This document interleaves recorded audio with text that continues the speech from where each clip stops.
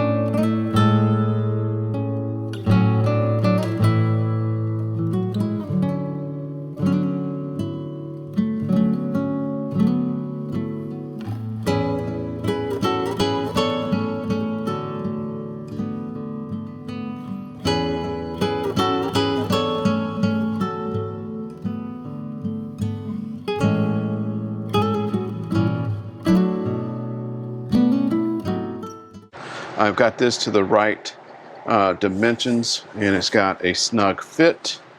And I think that it will be perfect once I get the sanded on both ends. So now what I want to do is I just want to hollow out this like I did this, and then I'll put these on here, get them the same size, and start making the shape in the beads.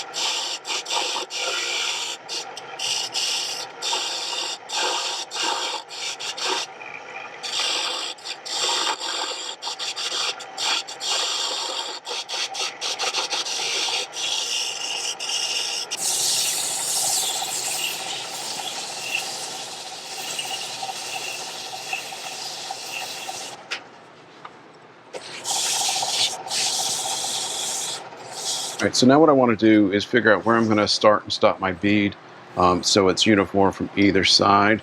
So I'm thinking on 20 mil. I've already got a mark here from either side. About like something like that is where the beads are going to stop. So let me just go and put a line here.